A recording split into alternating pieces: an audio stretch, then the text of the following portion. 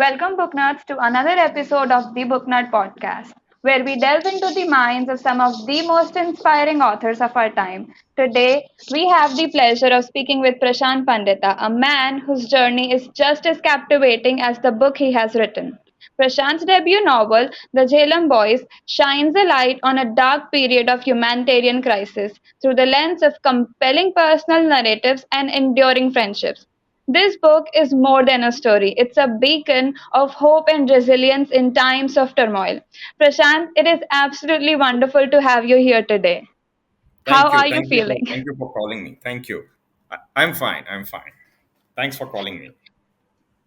At some point in the middle of the book, when I actually started to understand what all this book was about, a quote that instantly reminded me of this book was one by Kate DiCamillo. It goes like, stories are light. Light is precious in a world so dark. Begin at the beginning. Tell Gregory a story. Make some light. These words, I feel, perfectly encapsulate what the Jhelum Boys does for its readers. So to Thank you. start off, what was your favorite quote as or book as a child that perhaps sparked your journey into storytelling?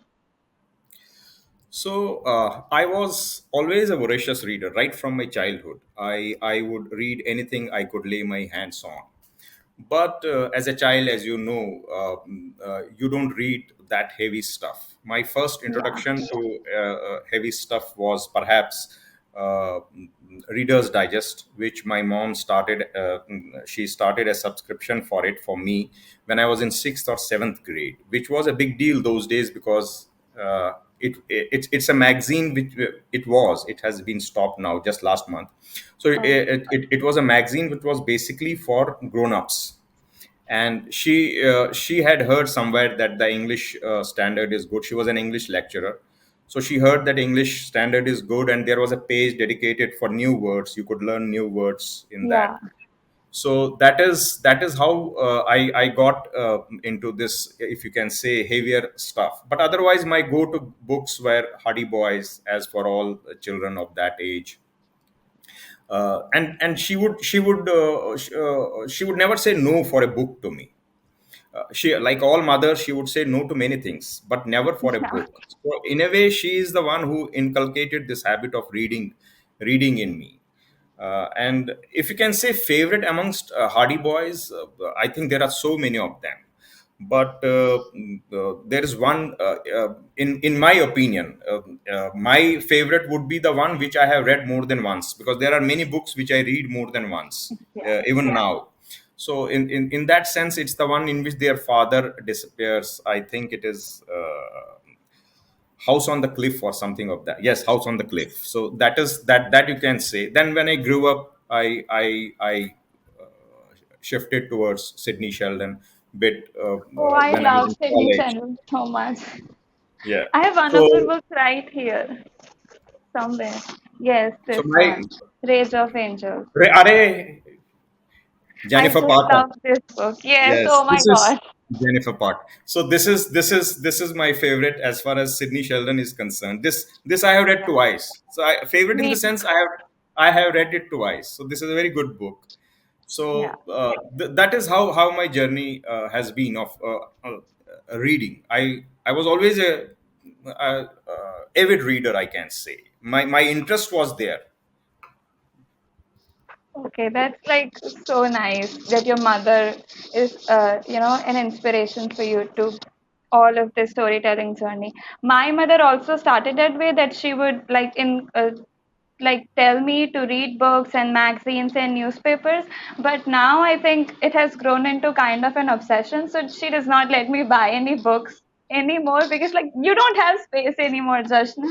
You need to stop for a Yeah, little this bit. space reminds me. I had one full cupboard, which was Yeah. filled with all the comics. I was fond of comics. Phantom and Mandrake. They are my all-time favorites. Then all the Readers Digest. Then all the books. But since we had to leave Kashmir in a hurry, so that cupboard remained there only. So, Right. That's so now let's move on to like our main characters, Nishant and Mudassir. So their friendship is severely tested, right? But it perseveres despite everything. And then there is Nishant's friendship with Murali, which added like the much needed, refreshing, and sweet element to the story. What would you say your definition of friendship is? I personally love the Aristotle's version. It goes like friendship is a single soul dwelling in two bodies. Yeah, it is that. But I would say that my definition of friendship is that it has to be colorless. It has to be devoid of any color, whether it is religious, whether it is caste, whether it is social. So if it is devoid of those colors, it is a true friendship. And normally you develop these types of friendships when your mind is developing, or when your mind is comparatively purer. So that is Yeah. when you are in your school or college. If you have noticed one thing, Jashna, if you have noticed that most of the friends you make in school and college, they last a lifetime. So the reason would be this only, because those friendships have started on a different ground. Any friendship which you make probably after you have turned 25, 30 years old, I'm not generalizing, there could be cases where you make very good friends after that also, but in all those cases those friendships are based on some convenience. There is some give and take there. That is why those friendships get made. Yeah, so it has to be basically same level playing field is only when you are a child, when you are in school or college. So that is why Murli also sticks his neck out for Nishant. He also sticks his neck out because he puts his job at risk. He goes and Yeah. helps him in the later part of the book. So if you show me a colorless friendship, I'll show you friends for life. Let us put it that way. Yeah, even in the end, the Murali's part is just so much fun. Like every time he entered the pages, it was like he just made everything funny. And to tell you frankly, Murali also is based on a. It's. I had a friend named Murli in college. He's in US right now, Oh, so it is loosely based on his character. Matlab, mannerisms and the way he yeah. would talk and all that. Yeah, those inspiration that we like get from our own life, those are the best, I guess, for Yes. writing any story or book. So like now I'm going to get a bit into the serious portion of the book. So like, you know, get ready. So, Yeah. starting with Mudassir, he decides to go to great lengths for Seher, and we see where that gets him, right? And he even leaves Sumera behind. So his character arc, I felt like was a sine wave. Like he begins here and then goes, and then when he's finally rising, the book ends, right? So, what thought process went into curating this personality? See, if you have read the book, no? So Sahar comes into his life when he's going through the worst phase of his life. Yeah. So she brings the smile back to his face. She brings that will to live back to him. She Mhm. brings it back. So when the things that happen to Sahar, I don't want to reveal. When the things that happen in the book, so when those things happen, Mudassir's life changes. It goes on a completely different track. In my opinion, Mudassar in some ways represents the Kashmiri Muslim community, who have been made to believe that they have been wronged. In this case, Mudassar was made to believe that he has been wronged through Seher. How, that I won't reveal that much, but Seher's character is in the book to show that how Mudassar landed up in Pakistan. So it is because there had to be something to be shown, because he is shown that you have been wrong, this thing has been done, and so he takes a different route. I'm not able to express it properly because I'll be then revealing many Repeating. things Yeah. which I don't want to, basically. So that is why this part of Seher was very important and crucial. And how Mudassir's life takes a different track. It changes once these things happen. So that is all I can say, because it was important to show that something has happened which has put him in a different track. It's like Seher was the like final straw, right? That just pushed him off the Yes, cliff. yes. The story takes a completely different route from there. That is. Like, I wish there was something else that could have happened, but I guess it was very important for Yes, the my story. daughter also I felt says the same. so But bad for him. okay. So, like this book goes from celebration to grief in a matter of pages, and they are expertly written in a manner that keeps all of us readers hooked.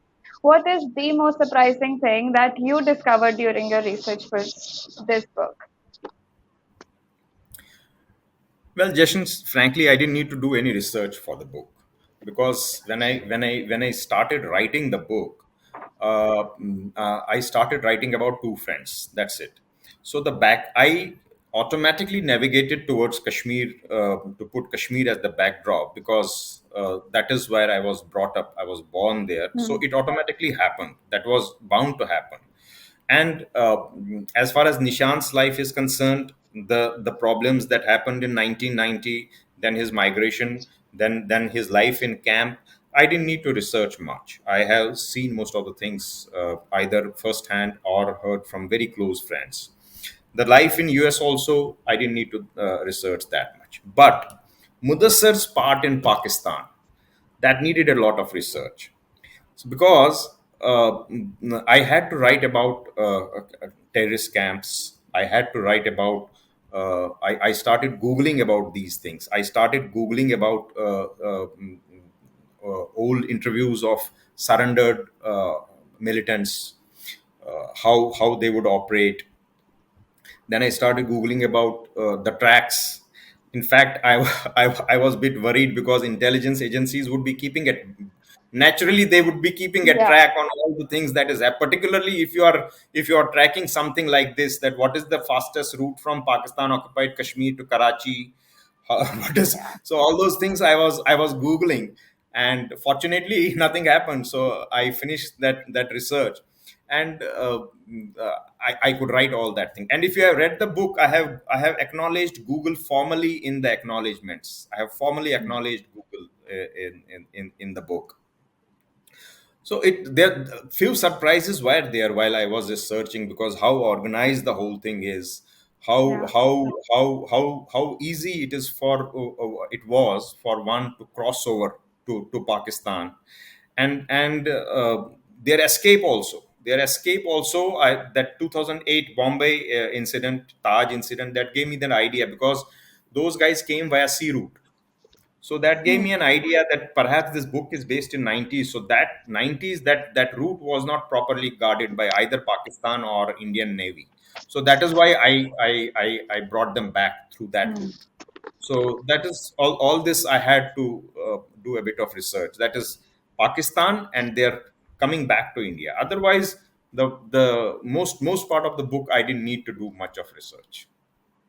Yeah. Have you seen this movie Article 370? No, no, yeah, I have not seen it yet. But It's a but I good I movie. have, yeah, it's a good movie. I heard that, but I have not seen. I'm a working professional basically, so and a Hmm. busy one at that. So let me see if I can Like watch I it. was just mentioning now that you said everything is so organized. So like while I was watching that movie, I was just surprised that all of these attacks that they do, they were so organized, like plan timing and everything, and they kept a calendar. It was like Every I I, don't I even I have didn't see the that movie. much. I didn't see the movie, but I when I was going through my research, when I Yeah, read interviews of old surrendered militants, and I read how they operate. If you have read the book, I have shown how well they are trained. What extent Pakistan's involvement was there in the 90s. So that all hmm. I have written. So that I have read in the Google somewhere. So I have put it there. That was the part I didn't know much about. The book basically traverses through three countries: India, Pakistan, and US. India and US were comparatively easy for me. Yeah. Pakistan thing I had to work a bit. I guess that's a good thing for any of the intelligence agency people who are hearing. No more danger. So had I researched for 2 3 months more, so somebody would have knocked at my door. कि, भाई ये क्या ढूंढ रहे हो? What are you trying to do? Why are you looking for these things in Google? So, like this theme of deceit and danger is teased in Mudassir's story. Am I saying the name right? Yeah, Okay, so yeah, were Mudassir. you aiming to craft a psychological thriller element amidst these dramatic personal storylines? No, oh my God, no, no. Because I would have never dared to write something of some genre which I have never read myself, and that too for a debut book. Maybe in future I can try, but for a debut book, I would not have tried anything new. I have not. I was not much. I still am not much fond of psychological thrillers, so I wouldn't have gone there. So perhaps if you want to say how Jehlum Boys was, how it came out as it is, perhaps I can say that it is the culmination of all the books which I have read and liked. So it's a culmination of all those books, all the fiction, all the romantic books, all the whatever I have read till date. It's a culmination of all those books. The story has shaped in that way. Perhaps maybe those 2 3 pages where Mudassir dreams about his dead mother and all those 2 3 Yeah, pages would have given you that idea. But no, it's basically that thing never crossed my mind. but like it's like perfectly portrayed in the book. Like definitely there was something like you thought it pre to writing the book. No, I didn't think maybe it would have happened because you had to bring in some element of some supernatural elements because to put two plus two together. Because I can't reveal much about the story, so something had to be brought into the picture so that Mudassir gets a bit of help. So probably because of that, you are saying so that those Yeah. 3 4 pages, yes, you can say. Okay. So now, talking about Nishant, he faces immense turmoil in his life, right? And yet he emerges as this strong and dependable character, like a son every Indian parent ideally dreams of. Okay, and he seems almost superhuman in certain situations. What was your thought process in creating such a resilient and heroic character? See, like Nishant is a superhero. Like I told you, Mudassir represents Kashmiri Muslim community. Nishant represents Kashmiri Hindu community to some extent. So, if you see, Nishant has gone so much in his life, gone through so much in Yeah, his life. He has had so much of troubles, in depression. Even he is imprisoned also. Same thing. He has to leave his home in Kashmir. He stays in a camp in Jammu, and then he comes out of it triumphantly. If you see the Kashmiri Pandits, they also have gone through all this, and in 30 years they have come out very triumphantly out of it, because you will hardly see a Kashmiri Pandit not doing so well in life. They are doing quite well for someone who has been thrown out of their their homes home. just 30 years back. They are doing quite well. So in a way, yes, you can say that he represents that community. Plus, in the story, when I conceived the story, he had a job to do, because I conceived the story, because he had to go and help Mudassar. So for that, I had to build up his character in such a manner from the beginning, so that once he starts doing his things, once he goes to US, once he then goes to Pakistan, it should not come as a sudden surprise for the reader also. Yeah, So there's a sudden, slight gradual build up right from the start, that he is a man of character, and he will go to any lengths to save to his save friend. that. Yeah. Yes, so that is what he does in the book. Yeah, throughout Nishant is shown as somebody who can be totally dependent upon his parents by his father, or the comments his father makes sometimes, like he has like total support now, and then Yes. he's there for his sister as well, and then the I'm incidents telling that you, there happen are in college. There are cases. I, in fact, just a few months back, I read that somebody from that migration camp, those camps are still there. They have been given, I think they have been Hmm. given patta houses now, but they are still living in one room houses. Somebody has done, I think, UPSC, somebody has cleared UPSC from that camp. So there are real life nishans also. But as a whole, he represents the whole Kashmiri community who have come out rather well With out of flying this colors. turmoil. Yes. Yeah. So, like these real life situations that you've mentioned, and also the first hand accounts, you've also previously mentioned that some anecdotes from your book have been inspired by these. So, how does your identity influence your work's personal and cultural dimensions? See, I think anyone who has set out to write his particularly first book, if it's your debut book, these things are going to come into the picture, because any fiction writer, particularly if you are writing for the first time, if you are writing a debut book, many individual experiences are going to come in the book. This is, I think, in my case, I they came. So because when I started writing the book, first of all, I didn't I in my initial thought, Kashmir was not the backdrop, but I naturally navigated towards Kashmir because that is where I belong to, that is where I have been brought up. So these experiences, which you have already experienced, say supposing for example in the book I have mentioned about January 1990, I was there, I heard all those shouts from the mosques, and the reaction of Shama, that she runs in the four corners of the room, that is the reaction that my babi had that time. So that was the reaction to the shouts. Then I have shown both the things, the serious ones as well as the humorous ones. Then there are some humorous ones which show the cultural dimensions, like when Nishant goes to Mudassir's wedding, his name is changed. Yeah, He's given a Muslim name over there.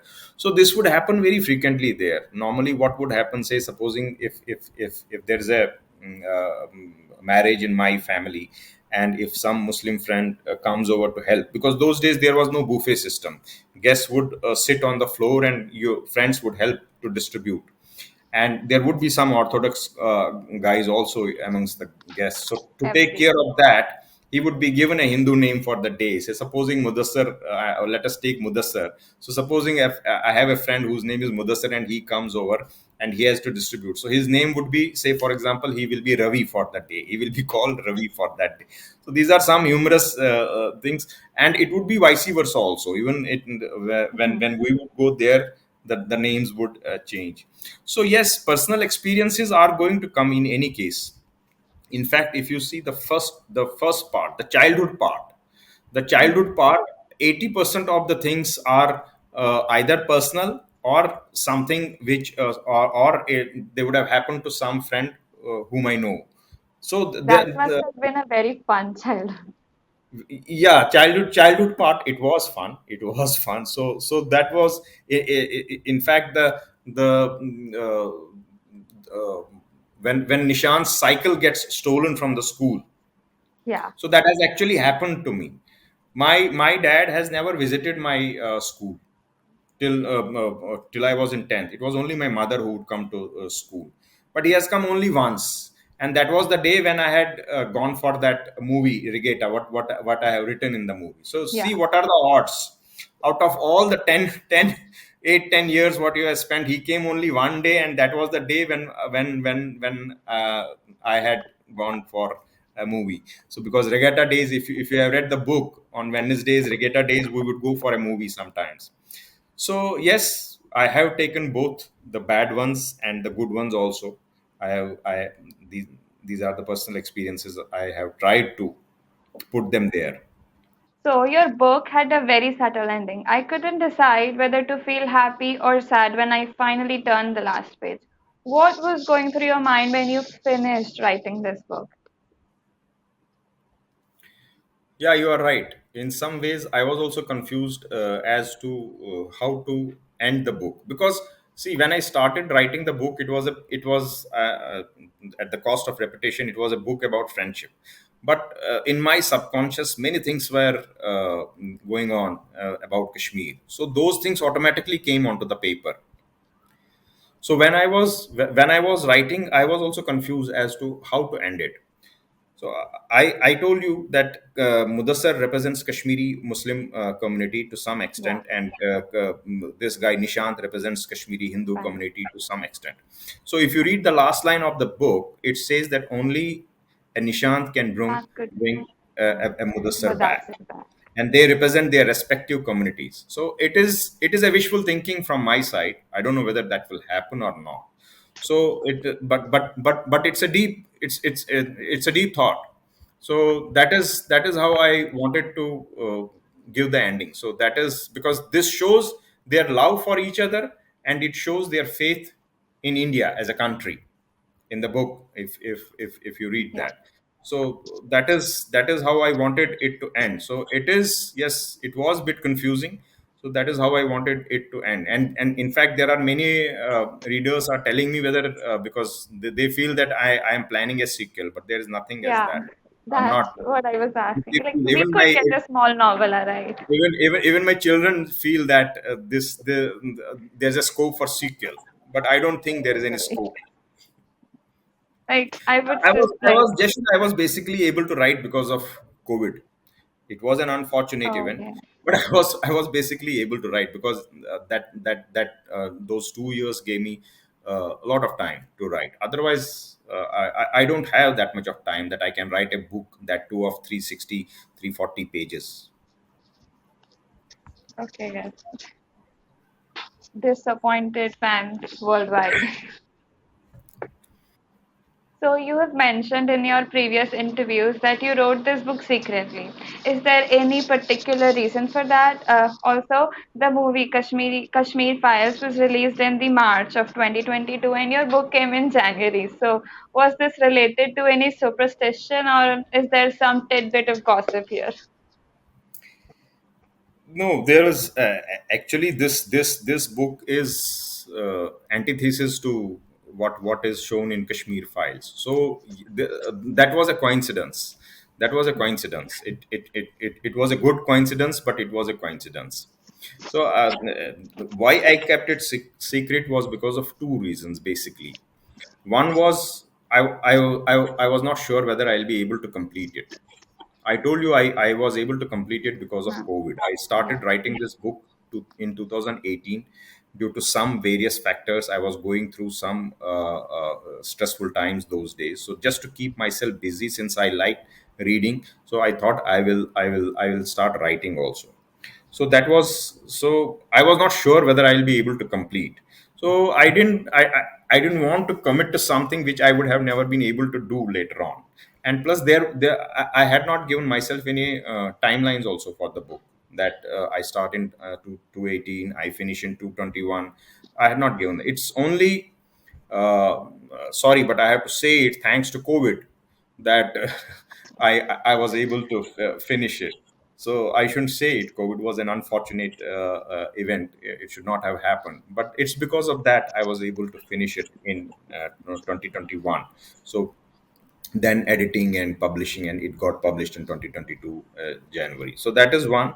Plus then there is a superstition slightly, that part also is attached, because I feel that one should not disclose one's plan Yeah. beforehand, before they actually materialize. You should not do it. Yes, I have a strong feeling that one should not discuss about the journey. You should discuss only about once you reach your destination. So Yeah. yes, that slight superstition also was there, but I had not told this thing about this book to anyone, because I was not sure whether I'll be able, even to my wife I had not told.